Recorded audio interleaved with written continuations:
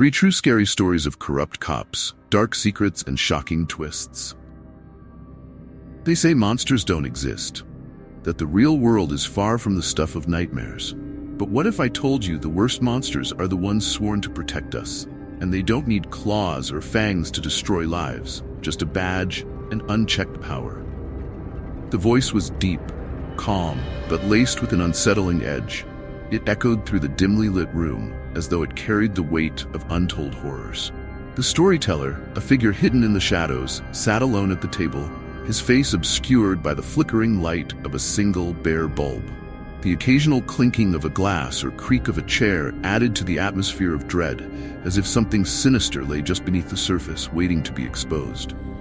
"I used to be one of them," the man continued, his voice lower now, filled with a haunted resignation. "A cop, part of the system. You'd think we wore that badge to serve and protect, but for some, it was nothing more than a shield to hide behind while they did things, unspeakable things. And if you were smart, you didn't ask too many questions." He paused, taking a deep breath as if gathering the courage to continue. The air felt heavy, thick with tension, as though the walls themselves held secrets, waiting to be revealed.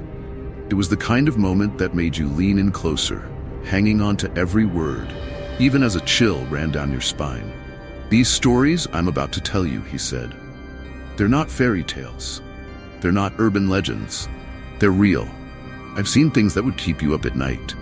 Things that make you question everything you thought you knew about justice, about law and order. You think the bogeyman is scary? Try staring into the eyes of someone who has the power to ruin your life and knows he'll get away with it." The man shifted in his seat, his silhouette momentarily breaking through the shadows as the light swayed above him. His eyes, though briefly visible, were dark and hollow, like a man who had seen too much and could never unsee it. "Power," he said with a bitter smile, "it's like a drug. And when you give someone too much of it without holding them accountable, they don't just become corrupt, they become something else entirely. Something worse." There was a pause, a silence that seemed to stretch for an eternity. Outside, the wind howled faintly, rattling the windows, but inside, the room felt eerily still. No one moved. No one spoke. It was as if everyone knew that what was coming next would change the way they saw the world. Forever. "I've got 3 stories for you," the storyteller finally said, leaning forward just enough that the outlines of his face became clearer. 3 stories about men who wore the same uniform I did. Men who were once trusted, respected, but somewhere along the way something in them broke. Or maybe it was always broken. Maybe they were always monsters, and the badge just gave them permission to unleash it. His voice dropped to a whisper, barely audible, yet sharp enough to cut through the stillness. "These stories are not for the faint of heart.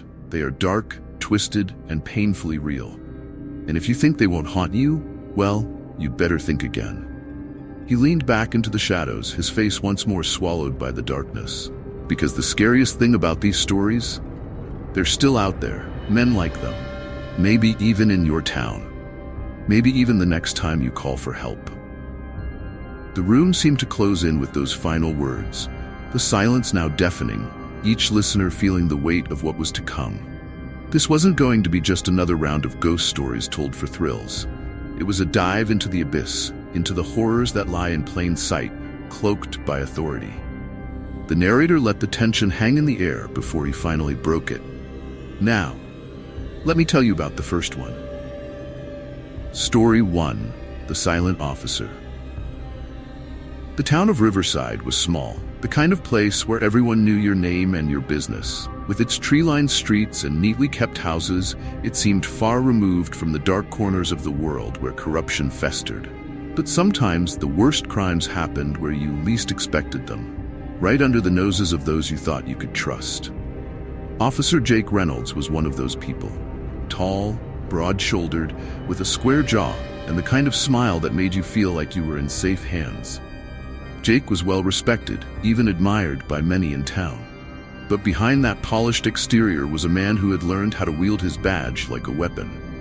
The power of authority had become intoxicating for him, and over time, it twisted something inside him. Tom Williams, a quiet and unassuming officer who had been on the force for 5 years, was the opposite of Reynolds. Where Jake was brash and confident, Tom was cautious, always calculating his next move. Tom had never seen himself as a hero. He just wanted to do his job and go home. He wasn't one to rock the boat, but that was becoming harder to do with each passing day, especially with what he was witnessing. It started with the homeless man. Riverside didn't have many, just a few faces you'd see around town, huddled in corners or sleeping in the alleys. Most folks ignored them. But Jake hated them. He saw them as stains on the town's image, something to be swept under the rug. And he had a particular disdain for Marcus, an old man who had been wandering the streets for as long as anyone could remember. Marcus was harmless, a little rough around the edges, but kind. He never asked for much, just tried to stay out of the way. That didn't matter to Jake. One night, while on patrol, Jake decided Marcus was going to be his next target. The town had been on edge after a string of petty thefts, and though there was no evidence linking Marcus to any of the crimes, Jake saw an opportunity. With no cameras in the alley behind the local convenience store, Jake dragged Marcus there after an altercation. He planted a few stolen items on him, roughed him up, and made the arrest. To everyone else, it looked like Jake had caught the thief red-handed. Tom had been there that night. He saw the look on Marcus's face, the bewilderment, the fear. He saw how Jake handled the situation, far too rough, far too eager. And deep down, he knew Jake was lying. But Tom kept his mouth shut. That's what he always did. It was easier to look away, easier to pretend it wasn't happening. After all, what was he going to do? Accuse a senior officer of corruption? There was no way anyone would believe him. And even if they did, what would it cost him? Tom tried to push the incident out of his mind, telling himself it wasn't his business. But the guilt was a constant, gnawing presence.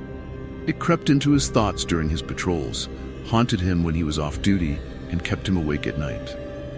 Every time he saw Marcus in the holding cell, slumped in the corner, eyes hollow with the realization that no one was going to believe his innocence, the guilt deepened. Then the letter arrived. It was a Thursday morning, and the precinct was quiet. Tom was sitting at his desk, trying to focus on the mundane paperwork in front of him when he noticed the envelope.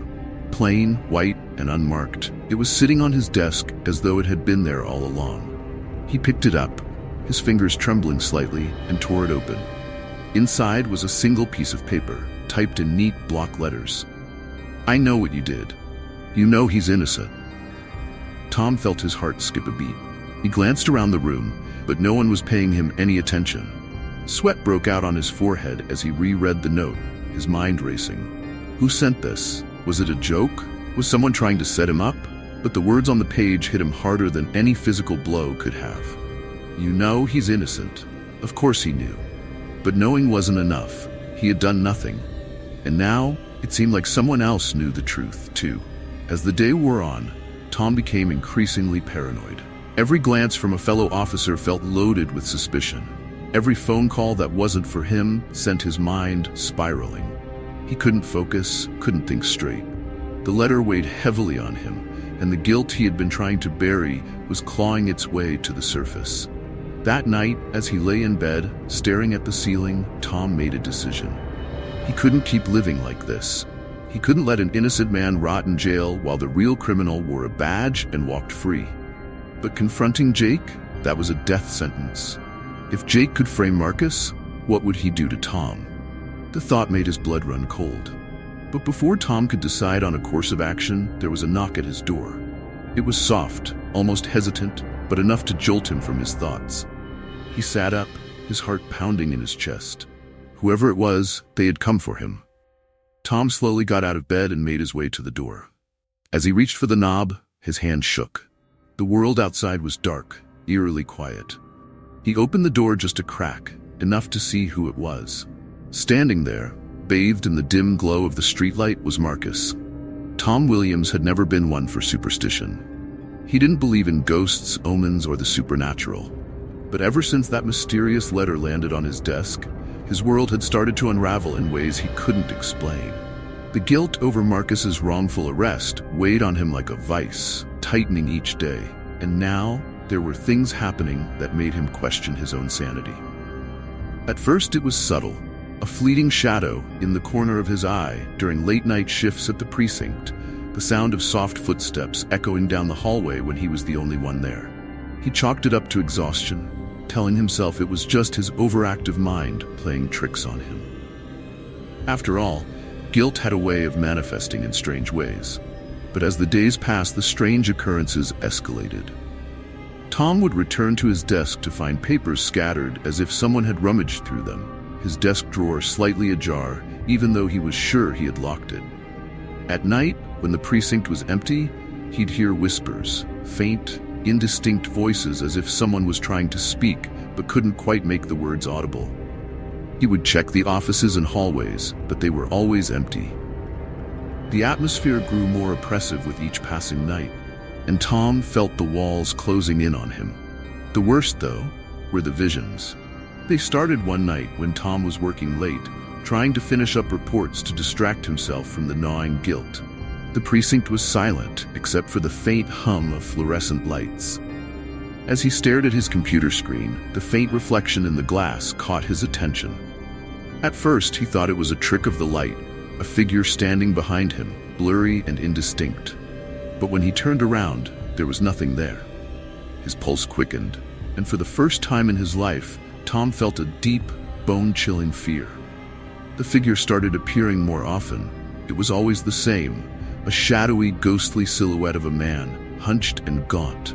Though Tom couldn't make out any features, there was something familiar about the way the figure moved, the way it lingered just at the edge of his vision. And then, one night, it hit him. The figure wasn't just any man, it was Marcus. The homeless man who'd been framed by Officer Reynolds. The man who was now missing, with no one questioning where he had gone.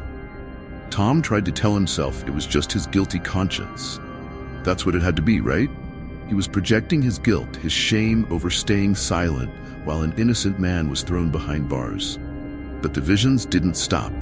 In fact, they became more frequent, more vivid. Every time Tom saw the figure, it seemed closer, more defined. And the whispers, they weren't just noise anymore. He could make out words, fragmented but unmistakable. He knows, buried, not just one, not just him. Tom's blood ran cold. The whispers sounded like accusations, warnings that chilled him to his core. Someone, or something, was trying to tell him something. Then the second letter arrived.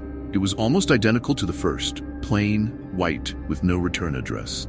But this time, the words on the paper were far more ominous. He didn't just disappear, he's dead, and you know who did it. Tom's hands shook as he read the letter. His mind raced. Could it be true? Could Reynolds have gone even further than Tom had imagined? Framing a man was one thing, but murder? The paranoia that had been simmering now boiled over. Everywhere he went, Tom felt eyes on him. His heart pounded every time he entered the precinct, every time he passed Reynolds in the hallway. He found himself jumping at the smallest noises, glancing over his shoulder when he was alone. The guilt had transformed into something darker, a gnawing fear that wouldn't leave him. And then, one fateful evening, Tom stumbled upon the truth. He had been digging through old case files, trying to find anything that might shed light on Marcus's disappearance, when he found something strange. An old police report buried deep within the records, marked as closed. It detailed a series of incidents from years ago, other homeless individuals in Riverside who had disappeared under suspicious circumstances. The cases had been written off, chalked up to transient lifestyles, and quickly forgotten. But the names in the reports, the patterns, they were too similar to ignore. Each case had been handled by Reynolds. Tom's heart pounded in his chest as he read the report, piecing together a dark puzzle. Marcus wasn't the first. There had been others, and all of them had disappeared after crossing paths with Reynolds. The final blow came when Tom discovered a chilling entry in one of the reports, an anonymous tip that had come in years ago suggesting foul play. The tip had been ignored, swept under the rug by higher-ups. The system was protecting its own. The realization hit Tom like a freight train. Reynolds hadn't just framed Marcus. He had killed him. And Marcus wasn't the only victim. There had been others, buried and forgotten just like Marcus would have been if Tom hadn't started digging. But now, someone else knew. The letters, the whispers, they weren't just his guilt manifesting. Someone was trying to expose Reynolds, trying to get the truth out. And they were using Tom to do it. Tom knew what he had to do. He couldn't stay silent anymore. He gathered all the evidence he could, determined to bring it to the district attorney's office. But the dread lingered in the back of his mind. If Reynolds had killed before, what would stop him from doing it again? As Tom drove through the dark streets, his mind racing with thoughts of how to blow the whistle on the corrupt system, something strange happened. The car, which had been steady on the road, suddenly jerked violently to the side. He fought for control, his heart hammering in his chest, but it was no use. The car veered off the road and crashed into a ditch. Dazed and injured, Tom barely managed to crawl out of the wreck. His body ached, his head spinning from the impact. As he lay there, staring up at the night sky, a single thought pulsed through his mind. This was no accident. Story 2: The Ghostly Cop. The town of Ashford was the kind of place where time seemed to stand still. Isolated from the hustle of city life, the roads were narrow, winding through thick woods with old farmhouses dotting the landscape. The police force was small, with just enough officers to maintain the peace in a town where nothing much ever happened, or so it seemed. Officer Karen McGill was a fixture in Ashford. With 20 years on the force, she had earned a reputation as tough, unyielding, and impossible to intimidate. To the townspeople, she was someone they respected, though few truly knew her. They saw only the surface: Karen, the stern veteran officer, always in control. But there were whispers, rumors that clung to her like shadows she couldn't shake, no matter how far she distanced herself from the past. Years ago, a young woman named Emily Baker had died under Karen's watch. The official story was that it had been a suicide. Emily had hanged herself in the cell after being arrested for petty theft. It was tragic, of course, but no one looked too closely. After all, in a small town, things had a way of being swept under the rug. But there were those who questioned the circumstances, who believed Karen had been too rough, that Emily had been a victim of something far more sinister. Karen had denied it all, maintained her innocence, and kept her focus on her job. Yet she couldn't shake the nagging suspicion that not everyone believed her story. Now, years later, with a new partner by her side, Karen carried that past like a weight she could never put down. Ethan was fresh out of the academy, young, eager, and full of questions. He was everything Karen wasn't: idealistic, optimistic, and unjaded by the harsh realities of police work. As Karen sat in the patrol car next to him, she often found herself wondering if he would end up like her, hardened by the years, or if he would escape the curse of cynicism. It was late one cold October night when the call came in. A disturbance reported at an old abandoned house on the outskirts of town. The house had been empty for years, a relic of the past that the locals said was haunted, though Karen had never put much stock in such stories. Ghosts weren't real, at least not the kind that people imagined. The real ghosts were memories, mistakes, regrets. Karen and Ethan arrived at the house just after midnight. The wind howled through the trees, and the full moon cast eerie shadows on the dilapidated building. The house loomed in front of them, its windows broken, the front porch sagging as if it were barely holding together. "Looks like the wind's been doing more damage than usual," Ethan said, trying to break the tension. Karen gave a non-committal grunt, her hand resting on the hilt of her flashlight as they approached the front door. Something about the house made her uneasy, though she couldn't quite place it. She had been here before, years ago, responding to a different disturbance, one that hadn't ended well. They stepped inside, the floorboards creaking under their boots. The air was thick with the smell of mildew and rot, the remnants of what must have once been a family home now reduced to a shell of decay. Dust swirled in the beam of Karen's flashlight as they moved through the front hall. "Hello?" Ethan called out. His voice echoed off the empty walls. No answer. Karen's pulse quickened. There was something about this place, something familiar, yet unsettling. She had been here before. When Emily Baker had been arrested, she had been caught inside this very house, trying to hide from the police. That night had ended with her in a cell, and hours later, dead. As they continued their search, Karen began to feel a prickling sensation at the back of her neck, as though she were being watched. She tried to shake it off, blaming it on the cold and the eerie atmosphere. But then she caught something in the corner of her eye, a flicker of movement in the broken mirror hanging on the wall. She turned sharply, her heart pounding. Nothing, just the empty room. But she had seen something, she was sure of it. A figure, barely visible, but there nonetheless. It had been standing just behind her, watching. "Everything okay?" Ethan asked, noticing her sudden tension. "Yeah," Karen muttered, her voice sounding more uncertain than she'd intended. "Just keep looking." They moved deeper into the house, the creaks and groans of the old structure echoing around them. Karen couldn't shake the feeling that something was wrong, that they weren't alone in the house. She glanced at Ethan, who seemed oblivious, his flashlight sweeping over dusty furniture and peeling wallpaper. But Karen felt it. Something was watching them. As they reached the back of the house, Karen's heart nearly stopped. There, standing in the doorway, was the figure again, clearer this time. A woman, her face pale, her eyes wide and hollow. Karen recognized her instantly. It was Emily Baker. Karen blinked and the figure was gone. Her breath came in short gasps as she struggled to maintain her composure. This wasn't real. It couldn't be real. Emily was dead. Karen had seen her body lifeless in that cell years ago, but the vision had been so clear, so vivid. It was like Emily had been standing right in front of her, accusing her without words. "Karen?" Ethan's voice broke through her thoughts. Karen turned to him, her mind racing. Should she tell him what she'd seen? No. He would think she was losing it. Hell, maybe she was losing it. "I'm fine," she said through clenched teeth. "Let's finish up and get out of here."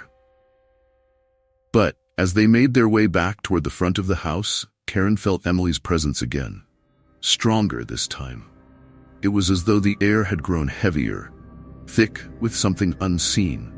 Every time Karen glanced into a reflective surface, a broken mirror, a shard of glass, she saw Emily standing there, her face twisted in an expression of sorrow and accusation. By the time they reached the front door, Karen was trembling. She could feel Emily's eyes on her, boring into her soul, demanding justice, demanding the truth. As they stepped outside, the cold night air hit her like a slap. Ethan, unaware of her internal torment, was chatting away, relieved that the call had been a false alarm. But for Karen, the nightmare was only beginning. That night, as she lay in bed, Karen couldn't sleep. Every time she closed her eyes, she saw Emily's face. She heard whispers in the darkness, murmurs she couldn't quite understand, but they filled her with a deep sense of dread. And then the nightmare started. Emily appeared to her, night after night, her voice growing louder, more insistent. Karen would wake up in a cold sweat, her heart racing, her mind filled with images of that night in the cell, of the moments leading up to Emily's death. But the worst part was the guilt. It gnawed at her, eating away at her resolve. Karen had never admitted it to anyone, not even to herself. But deep down, she knew the truth. Emily hadn't killed herself. Karen had been too rough, too forceful. She had let her anger get the best of her, and Emily had paid the price. Now it seemed Emily was back, and she wanted revenge. Karen McGill hadn't slept in days. When she closed her eyes, the nightmares were there, waiting like vultures circling a carcass. She tried to shake them off, but it was useless. Every creak of the floorboards, every whisper of wind outside her window made her heart race. The house felt claustrophobic, the walls closing in. And worst of all, she was always there. Emily Baker, the ghost of Karen's past, haunting her every thought. It had started with the patrol at the old house. At first, Karen convinced herself it was just stress. She was exhausted, overworked, being on the force that long could wear anyone down. But as the days passed, the haunting images of Emily wouldn't leave her. It wasn't just in that house anymore. Emily was everywhere. Karen saw her reflection in windows, in the rearview mirror of the patrol car, even in the blank black screen of her phone. She couldn't let Ethan see her like this. He was too green, too innocent. He still believed in the badge, in the system. If he knew what she had done, it would shatter him. Karen could almost hear his voice, soft, naive, the way he had looked up to her in the beginning. But things had changed since that night. Ethan had started noticing her slipping, the way she jumped at shadows, the way she grew quiet whenever Emily's name came up in town gossip. Karen had started avoiding him, staying in her own world. It was easier than pretending to be the unbreakable veteran cop everyone expected her to be. Late one night, As Karen sat at her kitchen table with a glass of whiskey clutched in her hand, the silence of her small house was shattered by a sound that made her blood run cold. A voice, distant but unmistakable. It was coming from the old interrogation tapes. Karen's breath hitched as she listened, frozen in place. The sound was unmistakable. The faint crackling of a tape recorder, the low murmurs of her own voice from years ago. But this time, the voices weren't confined to her memories. They were in the room with her, echoing from every corner. "You know the truth, Karen," the voice whispered. It was hers, Emily's. "You were the one who lied. You were the one who killed me." Karen's glass shattered against the floor as she stood up, her pulse racing. This wasn't happening. It couldn't be happening. The voice continued, relentless, accusing. It was as if someone had taken the original interrogation tapes and twisted them, warping the sound so that every question Karen had asked was turned against her, every answer a reminder of her guilt. Karen stumbled back, her mind racing. The walls of her home seemed to be closing in, suffocating her. She grabbed her jacket and rushed outside, desperate for air, for anything that would stop the rising tide of panic. The cool night air did little to calm her nerves, and as she sat on her front porch, head in her hands, the words echoed in her ears. "You killed me, Karen." The next day at the station, Karen kept her distance from Ethan. She could feel his eyes on her, watching her every move, waiting for her to slip up. He hadn't said anything outright, but she knew he could sense something was off. Every time they passed each other in the hall or shared patrols, there was an unspoken tension hanging between them, thick and suffocating. Karen could barely keep herself together during roll call, her mind clouded with fragments of memories, distorted and overlapping with the haunting visions of Emily. The day was a blur of paperwork and routine traffic stops, but Karen's paranoia grew by the hour. She avoided eye contact, kept her head down, and hoped no one noticed the tremor in her hands. It wasn't until later that afternoon, when Karen returned to her locker, that she found it. A manila folder, old and worn, was sitting on top of her neatly folded uniform. Her hands shook as she picked it up. There was no name, no label, just an old police report, yellowed with age. Karen's heart skipped a beat as she opened the folder. Her eyes scanned the pages, and there it was, staring back at her. The truth, but the ghost didn't respond. Instead, Emily pointed toward the room at the end of the hall. Karen's legs moved on their own as she approached the room. Inside, she found Ethan, standing with his back to her, staring out the window. Karen's hands shook as she reached into her jacket, fingers grazing the handle of her gun. She had to silence him before he uncovered the full truth, before he exposed her. But as she raised the gun, a cold hand gripped her wrist. Karen gasped, spinning around to see Emily standing beside her. Her ghostly hand pulled the gun down, and Karen's mind snapped. The last thing Karen saw was Ethan's lifeless body, crumpled on the floor, his death mirroring the way Emily had died. And in that moment, Karen realized the cover-up was complete, but so was her own undoing. Emily had gotten her revenge, and Karen would never escape her ghost. Story 3: Power and Punishment.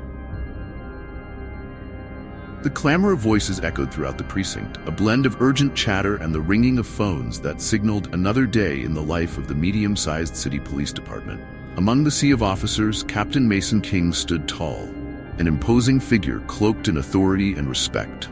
His smile could light up a room, and his reputation as a crime-fighting hero was known citywide.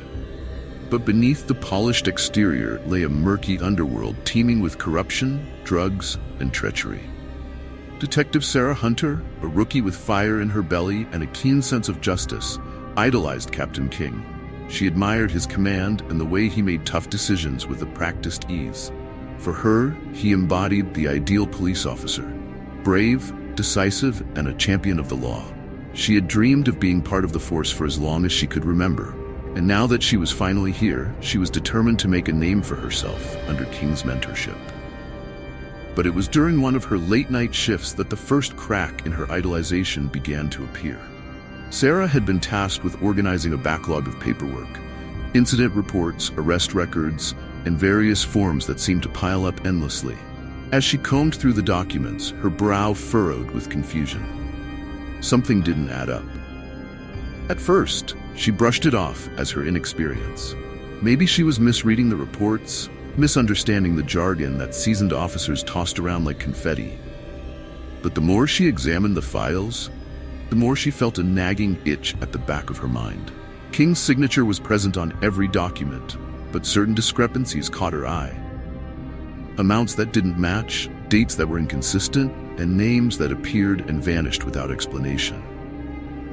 Days turned into weeks, and Sarah found herself submerged in a quagmire of paperwork and unease. She worked long hours, fueled by coffee and determination, piecing together an intricate puzzle that seemed to depict an entirely different narrative. As she delved deeper, she discovered that numerous victims had come forward, alleging misconduct involving King. Their stories varied, but the common thread was undeniable. Something sinister was happening under the captain's watch. Then came the anonymous tip that would change everything. It arrived on a Friday evening, slipped under the glass of her desk like a silent warning. A small USB drive, innocuous in appearance, accompanied by a handwritten note. "You're closer than you think. Be careful, no one is safe." Sarah's heart raced as she picked it up, the weight of the device heavy in her hand. Was this a prank, or was it a genuine threat? Curiosity gnawed at her, and she wasted no time in making her way to the break room, ensuring she was alone. After a quick glance over her shoulder, she plugged the USB drive into her laptop. The screen flickered momentarily before a series of video files appeared. She selected the first one, holding her breath as the grainy footage began to play. What unfolded before her eyes was nothing short of shocking. The video showed a dimly lit warehouse, filled with crates stacked high, their contents obscured but evidently illicit. In the foreground, Mason King appeared, engaged in a heated exchange with several unsavory characters. Their words echoed through the speakers, thick with tension. "Make sure the shipments go through without a hitch," King said, his tone commanding. "I don't want any loose ends. You know what happened last time." Sarah's breath caught in her throat as she continued watching, the weight of reality crashing down on her like a tidal wave. This wasn't just a minor infraction or a few mishandled reports. This was the heart of a deeply entrenched criminal operation, right in the city she'd sworn to protect. King was not the hero she thought he was. He was a wolf in sheep's clothing, a corrupt captain whose hands were stained with the lives of countless victims. She sat there, frozen, as the realization sank in. If this got out, it would destroy everything she believed in. But how could she expose him? Who would believe a rookie detective over a respected captain? Her gut twisted at the thought of how many had already fallen prey to his machinations. Suddenly, the sound of footsteps jolted her from her thoughts. Panicking, she quickly unplugged the USB and hid it in her pocket just as Detective James Parker entered the break room, a casual grin plastered on his face. "Hey, Hunter, you okay? You look like you've seen a ghost," he teased. But his expression turned serious as he noted her pallor. "I'm fine," she replied, forcing a smile. "Just tired, I guess." "Long night?" he asked, grabbing a coffee. "Yeah, just sorting through paperwork," she replied, her voice steady. "You know how it is."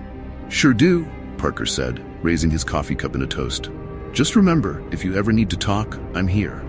Sarah nodded, grateful for the offer, but her mind was racing. Could she trust him? Would he side with her if she shared what she had discovered? Or would he warn King and put her life in danger?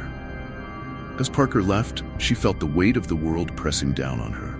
She couldn't stay silent.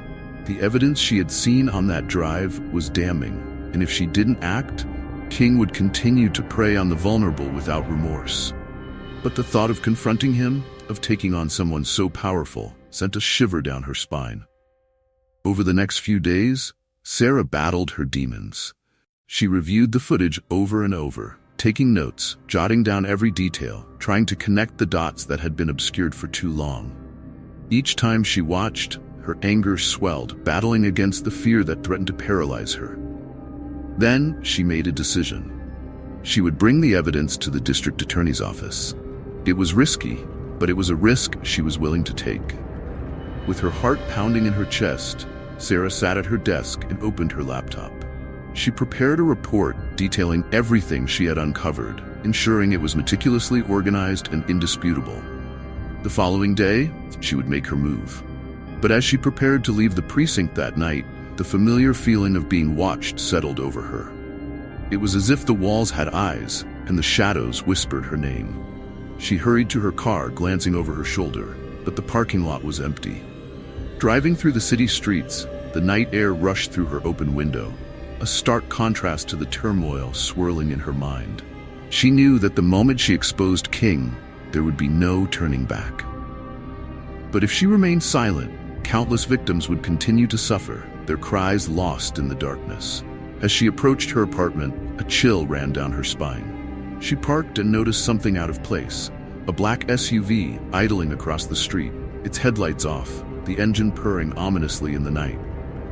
Heart racing, Sarah grabbed her bag and hurried inside, her instincts screaming that she was being watched.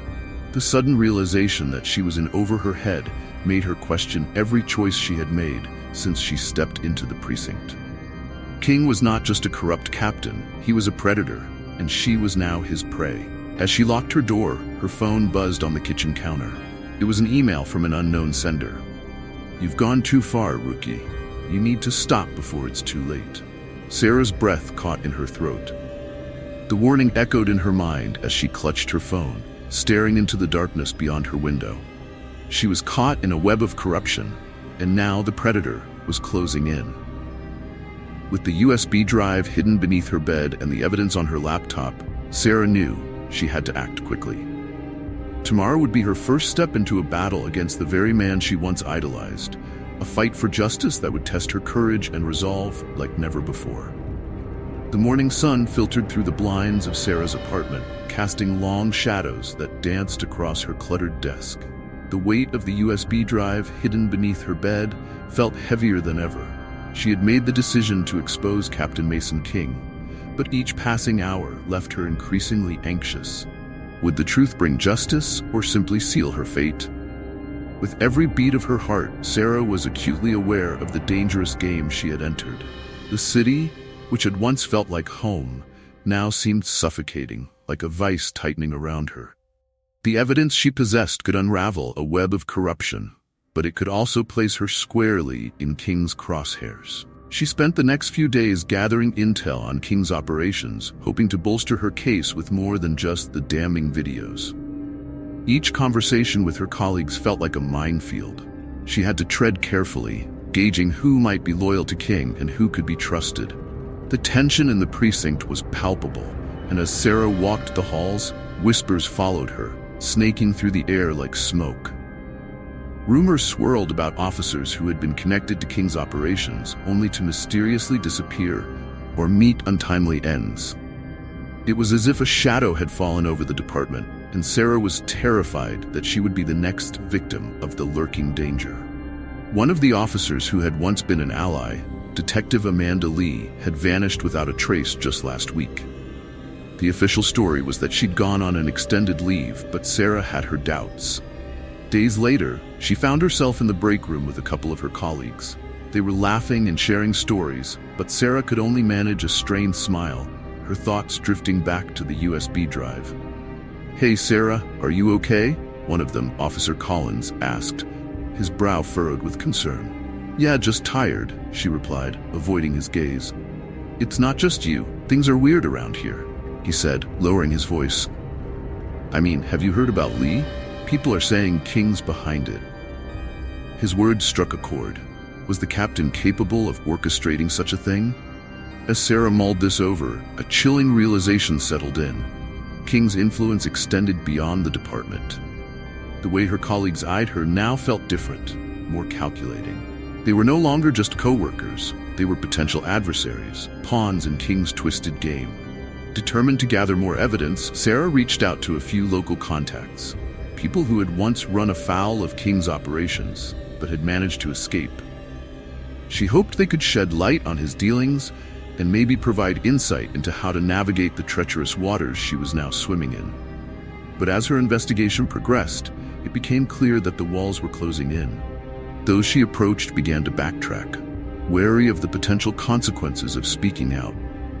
One contact, a former informant named Jace, had agreed to meet her at a diner on the outskirts of town.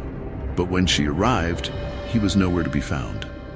After waiting for half an hour, she received a text message from an unknown number. "Don't trust anyone. You're being watched." Her heart raced. The fear that had simmered beneath the surface now boiled over. She was not just investigating King, she was digging her own grave. That evening, she met with her partner, Detective Mark Griffin, for their regular briefing. He had been supportive since her arrival at the department, but now she felt the weight of his scrutiny. "Sarah, you've been off lately. Are you sure you're okay?" he asked, concern etched on his face. "I'm fine," she replied, perhaps too quickly, "just trying to keep up with everything." "Look, I know the department can be overwhelming," he continued. "If you need to talk." "I don't need to talk, Mark. I need to do my job," she snapped, immediately regretting her tone. Griffin's expression shifted, and for a moment she saw the disappointment in his eyes. "All right, but just remember, we're a team. We look out for each other." Sarah nodded, but her mind was elsewhere. She couldn't shake the feeling that Mark was just another player in King's game, perhaps another pawn whose loyalty was easily swayed. That night, unable to sleep, she stared at the ceiling, replaying the events of the last few days. Thoughts of her stolen evidence consumed her. Every decision she made seemed to deepen her isolation, and the world outside felt less and less like a safe place. When morning came, she was resolved. She needed to confront King directly. Perhaps it was reckless, but if she didn't face him head-on, she would never know the full extent of his corruption or the true danger she was in. She spent hours crafting a plan, gathering the evidence she had compiled and preparing herself for the inevitable confrontation. As she walked into the precinct, the air felt thick with tension. The chatter and noise of the department faded as she made her way to King's office. Each step was heavy, her heart pounding like a drumbeat of war. When she reached his door, she took a deep breath, steeling herself for what was to come. She knocked, her pulse racing in her ears. "Come in." King's voice boomed from the other side, as welcoming as a wolf inviting a lamb to dinner. She opened the door and stepped inside, forcing herself to maintain eye contact with him. King sat at his desk, his expression unreadable. "Detective Hunter, to what do I owe the pleasure?" he asked, a sly smile playing on his lips. "Captain, I need to discuss some inconsistencies I've found in the reports," she said, her voice steady despite the adrenaline coursing through her veins. "Ah, I see. You've been doing your homework," he replied, leaning back in his chair. "You know, sometimes it's better to let sleeping dogs lie." "Is that what you tell the victims?" she shot back, surprising even herself with her boldness. His smile faltered, and for a moment the mask slipped, revealing the predator beneath. "Be careful, Sarah. You don't want to start digging where you shouldn't." As he spoke, a thought flashed through her mind. Was he already aware of her investigation? The feeling that she was being watched intensified, the shadows closing in around her. "I've seen things, King. I know what you've done," she pressed, summoning every ounce of courage. "You can't silence me." King's demeanor shifted entirely. He leaned forward, his eyes narrowing. "Oh, I think you're mistaken. It's not about silencing you. It's about making you understand the consequences of your actions." With that, Sarah dropped the evidence folder onto his desk, the papers fanning out like a deck of cards. "I have proof of your involvement in these crimes. I will take this to the DA if you don't come clean." King's eyes flicked over the documents, a flicker of surprise passing across his face, quickly masked by a cold smile. "You think that's enough to take me down? You're just a rookie, and this is nothing more than a desperate attempt to make a name for yourself." A chill ran down her spine. Was it really desperation driving her, or was it righteousness? "I'm not afraid of you," she asserted, though doubt crept in, gnawing at her resolve. "Perhaps you should be," King replied, his voice lowering to a menacing whisper. "You're playing a dangerous game, and I've already planned for every move you might make." Before she could respond, the door swung open and Officer Collins stepped in, a look of concern etched on his face. "Captain, we have a situation." King's expression shifted immediately, a mask of authority slipping back over his features. "What is it, officer?" "Detective Lee, she's been found. She's—" The officer hesitated, his words hanging heavy in the air. "Speak, Collins," King barked, his tone laced with impatience. "She's dead, sir. In her car. Looks like a hit." Sarah felt the room spin. Lee, who had been her ally, had become another victim of King's machinations. The chilling reality of the situation crashed over her like a wave. She was in deep, and the danger was real. "Get the team together," King ordered, his voice steady. "We'll handle this." As Collins nodded and left the office, Sarah's heart raced. She was trapped. The pieces of King's elaborate game were coming together, and she was no longer sure she could trust anyone. "Sarah," King said, his tone suddenly smooth, "I advise you to tread carefully. You're now part of something much larger than yourself. But don't worry, I'll keep you safe as long as you keep your mouth shut." The implication hung heavy between them, a dark promise that made her skin crawl. "Let's hope you remember that," he added, standing up and walking around the desk, his looming presence a reminder of the power he wielded.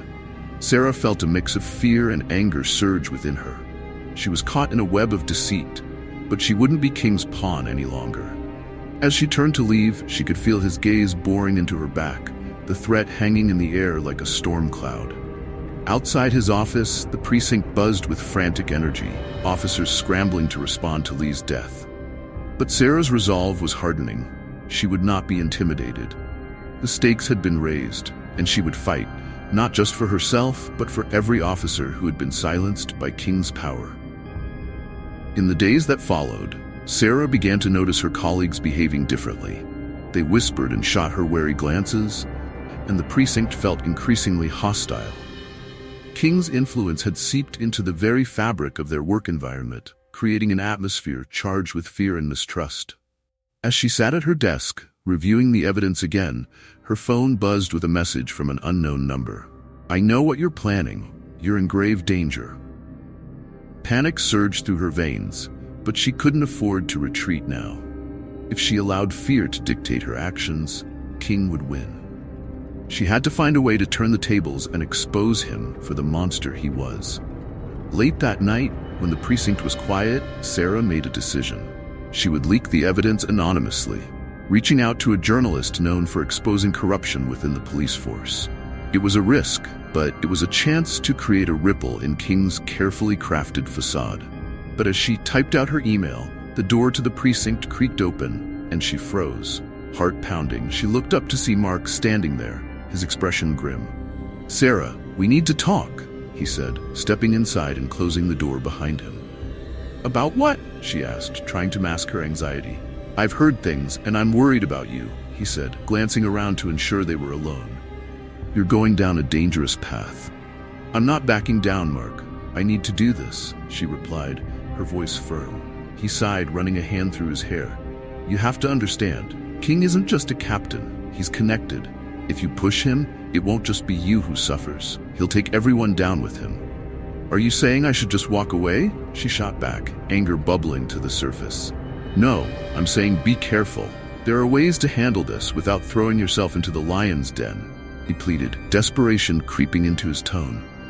"I can't just sit back and let him destroy lives, including mine," Sarah said, a steely determination settling in her chest. "Then at least let me help you. We need to come up with a plan," Mark urged, his eyes earnest. Sarah hesitated, weighing her options. But in that moment, she realized that trusting anyone was a risk. The doubt she had about Mark's loyalty flickered again, and she took a step back. "I can't. I have to do this alone," she said, her voice trembling. "Sarah, please." But she didn't wait for him to finish. She pushed past him, her heart pounding with a mix of fear and defiance. As she left the precinct, she knew she was on a treacherous path. But it was a path she had chosen, and no one, not even King, could take that away from her.